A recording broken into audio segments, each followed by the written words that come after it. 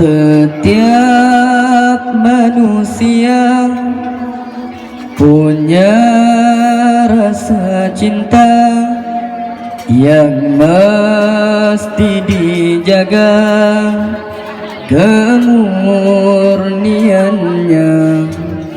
Namun ada kala insan tak berdaya saat dusta mampir bertahta.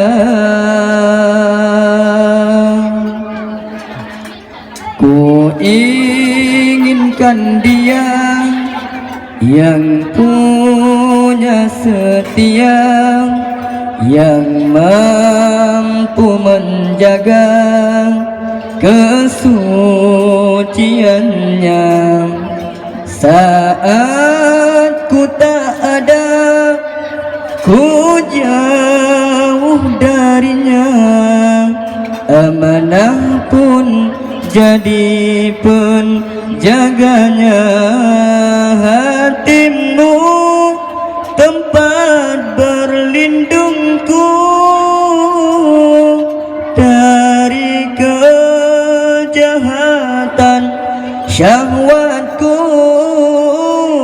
Tuhanku merestui itu, dijadikan engkau istriku. Engkaulah bidang dari surgaku.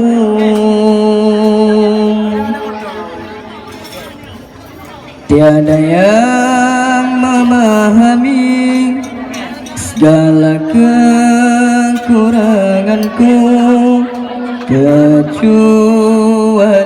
kamu, bidadariku. Maafkanlah aku dengan kebodohanku yang tak bisa membimbing dirimu. Hatimu tempat berlindungku dari kejahatan syahwatku. Tuhanku merestui itu, dijadikan engkau istriku. Engkaulah bidang dari surgaku. Tiada yang memahami segala kekuranganku kecuali kamu, bidadariku. Maafkanlah aku dengan kebodohanku yang tak bisa membimbing dirimu. Hatimu tempat berlindungku dari kejahatan syahwatku. Tuhanku merestui itu, dijadikan engkau istriku. Engkaulah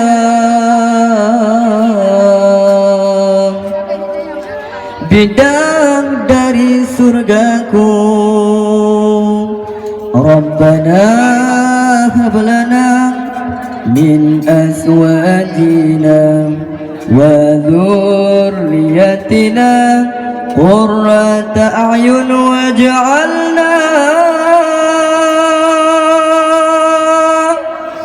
lil muttaqina imama. imama